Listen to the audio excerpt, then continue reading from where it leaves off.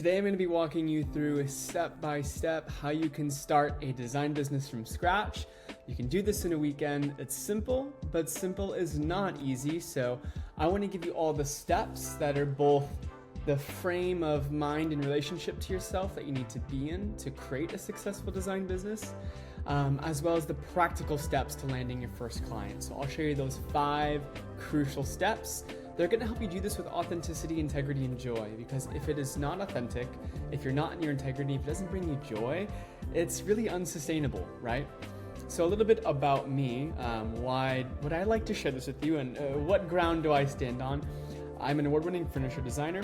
I also did architectural design. That's my background, my formal education. And now I'm a creative strategist helping creatives start businesses and grow them authentically. So let's just dive straight into step 1. I just want to get down to the nitty-gritty with you guys. So there's really only one question you need to ask yourself before getting started. The question is, are you going to step into your power or not? Sometimes things are really that binary, right? I love nuance, don't get me wrong, but sometimes there really is just a simple yes or no. And the truth is, if you're not ready to fully commit to stepping into your power and impacting the world, this video isn't for you. Maybe it's not time yet. You'll know when you're there. But if this is a yes for you, I'm so glad you're here because you're exactly in the right place. So know, whatever your answer is to that question, there's nothing wrong with you. I'm just helping you step into more of the acceptance of where you are in this life without judgment, so that you can step out of the familiar and into alignment with a life that's really gonna light you up, right?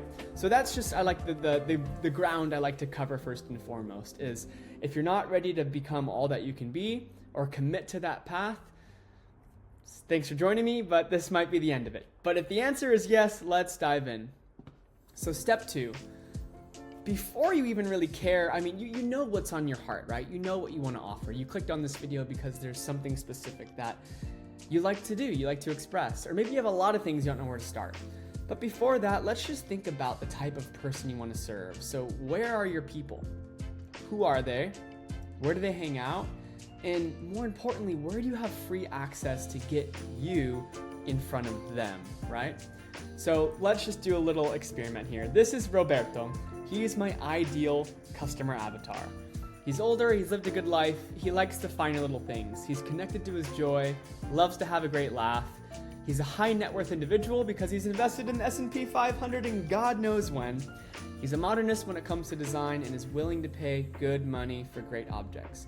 On the weekends, he hangs out at his local coffee shop, and he's part of a local chapter of Save the Pygmy Albino Sperm Whale Facebook group, and he uses Nextdoor to keep up with the day-to-day happenings in his town. Now I just made all that up. Might not be wrong, there might be someone like this out there, but it's really good to know with how I want to express myself, where are people that would resonate with that, and where are people that I resonate with? You know, that's a great starting point, you know? For me, as a designer, it's like, man, like, where's the little sub-niche, subculture of people that really value good design? And how can I show up in those places and start to have those conversations, right? So once we have this, we want to move on to our third step, which is show up as an interesting human at those places, right? So I'm a firm believer in serving your local community and showing up in the physical. Now, it's funny because this is YouTube. This is a video for YouTube. It's an extension of my local offering, but nonetheless, I'm going to also kind of separate them so we can create clarity on a more simple strategy, right? So you can go to the coffee shop, strike up conversation with the old timers, talk about your beliefs around the potential of good design and how the majority of design that surrounds our lives is shit. So yeah, don't be bashful in sharing who you are, a project you've worked on, or an idea you really want to make happen, right? If you've never worked with a client before, this is a great way to share ideas and talk about a potential collaboration in a casual way, right? You're not necessarily trying to pitch yourself, you're just asking questions, you're having a dialogue, and you're connecting with the people around you who might potentially give you money. So, in the sense of local offerings, which, let me just break this down. It doesn't matter what you do as a creative, everyone thinks you have to do it online, and I'm a firm believer, like, online digital stuff is so scalable, right? But what if you realize, like, you know what, I have a creative gift, whether that's architectural design, whether that's metal fabrication, whether that's doing video for short form content for bakeries, or whether that's doing hand painted signs, whatever the heck it is. There are people in your towns, cities, local communities that need that service, and that's a great starting off point because you can build trust much more quickly, right? And trust is where all the juice is. That's where the relationship is, that's where the money is, that's where the expansion and growth is. That is the sweet spot that you want to strive for, my friend. So I like to dance. Okay, what's a way that I can serve my local community, build trust locally, but also get two birds stoned, as I like to say? What is a social media platform? Social media. What's a platform that kind of blurs that line? Nextdoor. For me, Nextdoor is so powerful. You can get your ideas, your words, if you write poetry, if you're a writer, or if you're an artist, whatever, you can get that work in front of your local community at scale. You can have so much fun with your expression. You can be authentic, you can be witty, you can be funny, you can be really calculated, you can be whatever the heck you want. Share what you're learning, talk about what you're interested in experimenting with, and open yourself up to collaboration. So here's an example, right? I live in a really, really small town. So my town has 2,300 people that live there. You know, I can make a post, and instead of going and having 757 conversations, which I would love to have when I'm available to be very outward like that, I can make a post on Nextdoor. And you know, this is a third of my town saw this post in the first 48 hours, right? And again, you can kind of get a glimpse of what the kind of format I like to follow is, but same thing with however you want to kind of be attention grabbing, right? You want to be authentic, you want to have a strong hook, but you want to tell a story, right? So the unexpected pleasures of making these handrails are the shadows. It immediately creates intrigue. People want to click on it. People want to learn more. People are curious because it breaks the day-to-day of everyone sharing the doom and gloom of their news or whatever that's talking about in the community. So Nextdoor to me has turned out to really be a gold mine, and it's just been a fun experiment. So people can get talking if you provoke them, right? If you show up with something interesting, if you create any sort of creative conversation that's so refreshing for people, at least on this platform. So again, like, you can post as much as you want, you can write authentic stories, and then you can have gentle call to actions, you know? I'm a firm believer, like, you don't need any tech. You can literally just say, hey, I want to hand paint signs for local businesses. For the first 3 people interested, I'll do it completely for free. Call me at whatever your number is. It can be that simple, right? That can literally be the starting point of a business that you do for the rest of your life. You know, we love to overcomplicate it, and I'm just going to break all those myths down and just give it to you so simply. You can start in a weekend by starting for free, by offering yourself out of the goodwill and the joy of wanting to express your gift to the world, and you know that energetically that's going to come back around in so many ways.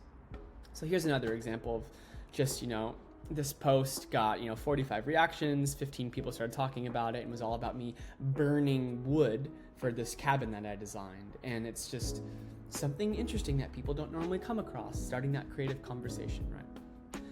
So step 4 is conscious communication. So with enough conversations that you can start at your local coffee shops, at your beaches where you surf, whatever it is for you, and couple that with any online content you make, you're eventually going to get people interested in your work, or at least just who you are, to wanting to know you. It's not a matter of if, it's when. You just have to keep showing up. And so this kind of opens up a whole layer of devotion and commitment, which I think is one of the most integral foundational aspects of starting a creative business, especially one that is trying to offer something of truly of value to the world, not just about trying to make a quick buck. Money is amazing. I welcome money into my life in many ways. However, it's I think we're stepping into an era of consciousness where really, like, the more integral and in alignment with your gifts and with your desire you can be, the more you're going to be rewarded and tested, but rewarded.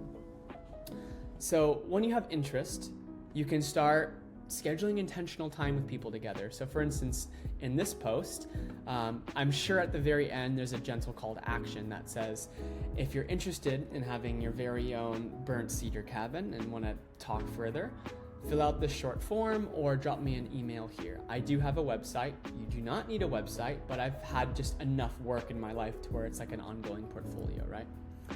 So that's one way that I have a call to action to get people to continue to have that conversation one-on-one, signaling interest in what I offer. That's really what you're going for, is I want to create signals of interest versus trying to get people to, I think the mistake I see a lot of people is like, they'll make a post like this and they're like, buy my product, and they'll send people to whatever it is. If it's online, they'll send people to a landing page where it's like, buy my $10,000 piece of furniture, or they're having a conversation and they're like, buy this thing. Can you write me a check right now? And again, like, that's not wrong, but starting out may not be the best way to go about it. You have the conversation, you open up the door to have some more personalized one-on-one time to just run through what it's like to feel someone else's energy, to communicate, and to see what it's like for you to express your offering to a potential customer, right? So this can happen in many different ways. It can be a phone call, a site visit, or a Zoom call.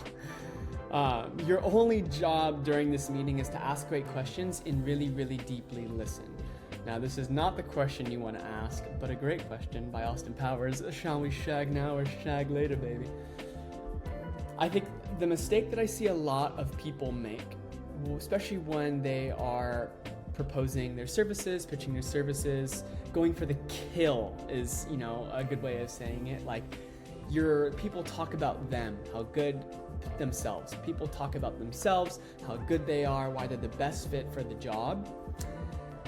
But think of it like this. Rather, at the end of the meeting, the potential customer should leave not feeling better about you, but feeling better about themselves. So you're asking good questions. You're really deeply making them feel seen by the depth and presence that you're embodying when you are talking to them and listening to them. I have a whole other video somewhere on, I think 2 of them, on really deep, effective communication strategies, because it's so much more than speaking. It's really about embodying depth and integrity just in your presence.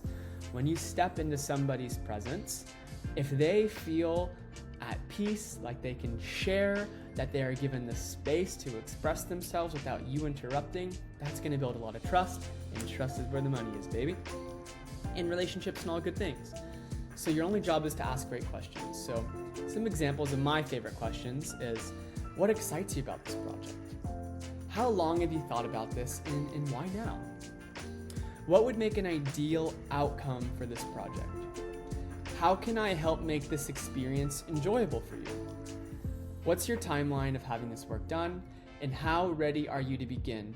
And is there anything that's giving you hesitation?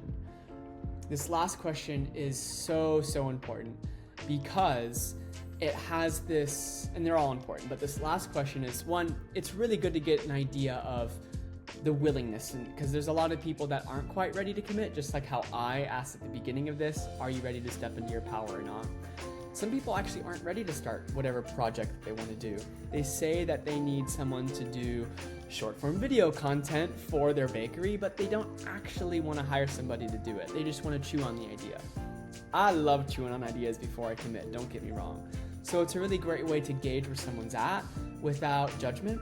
And then the piece about, like, is there anything that's giving you hesitation? Or like, what are you resisting? I wouldn't necessarily say it like that, but in language that I'm using now, hesitation is resistance, right? That really creates like a neutrality to the potential customer. It's like, oh, like, what is giving you hesitation? Like, I will not take it personally if it's me, I just want to hear.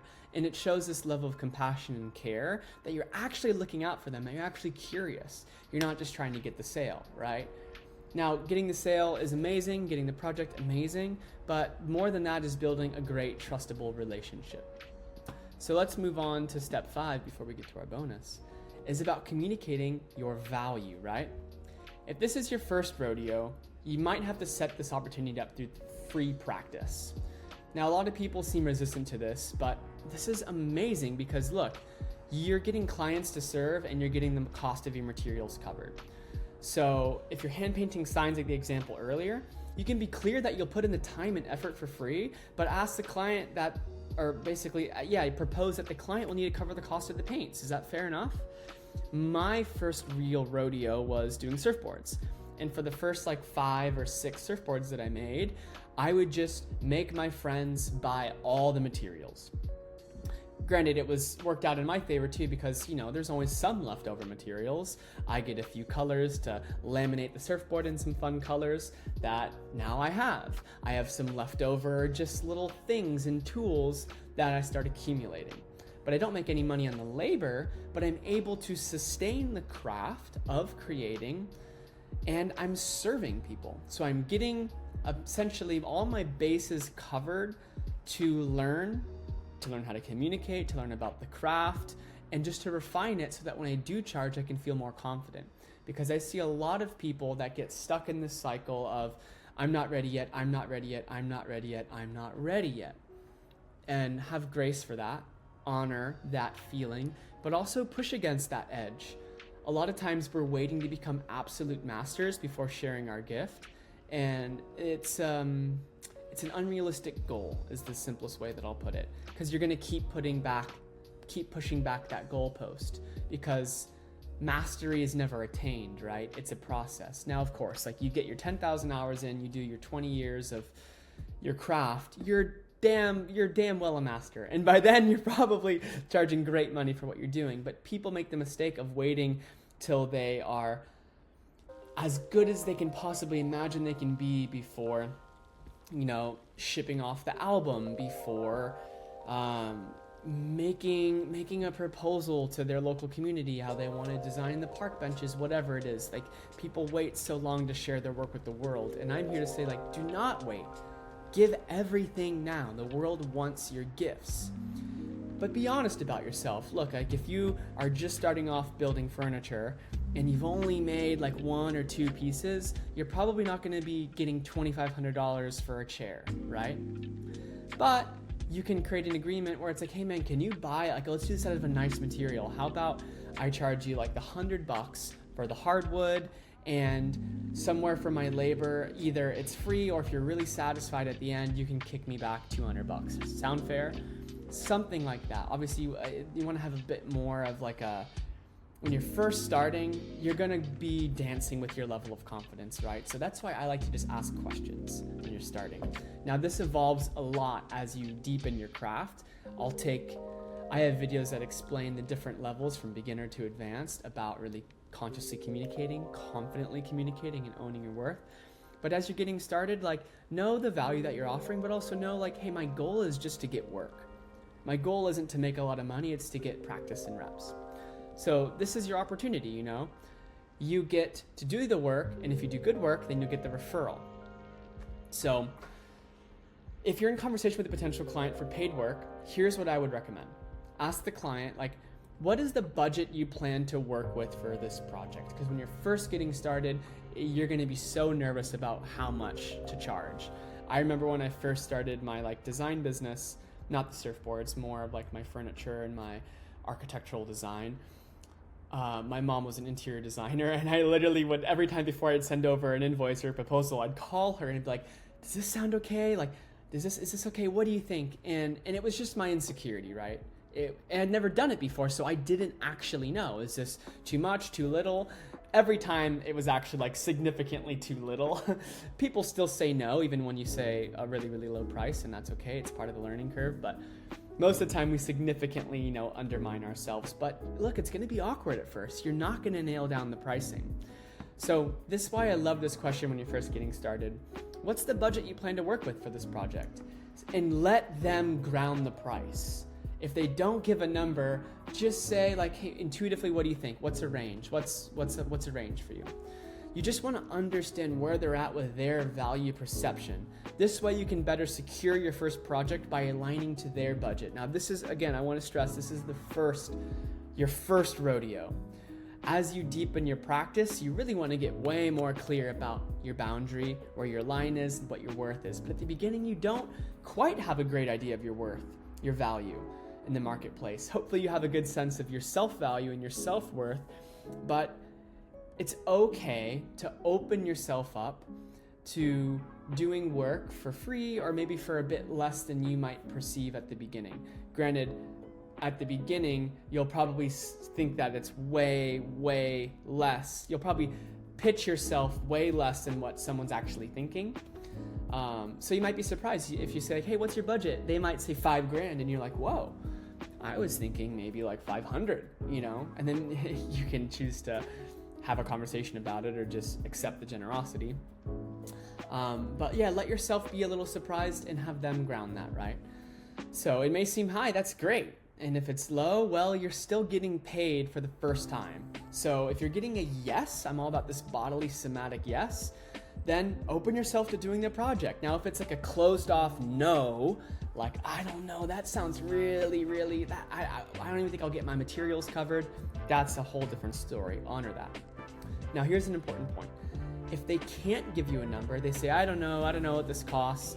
I've found that this is never, I would say never, I don't like to say never, but I've found that out of all of the experiences with clients, I've worked with hundreds of people, those have never been good clients. And by good clients, I mean those that are good communicators, are quick to pay, value the work, are appreciative of the work, are willing to have a collaboration.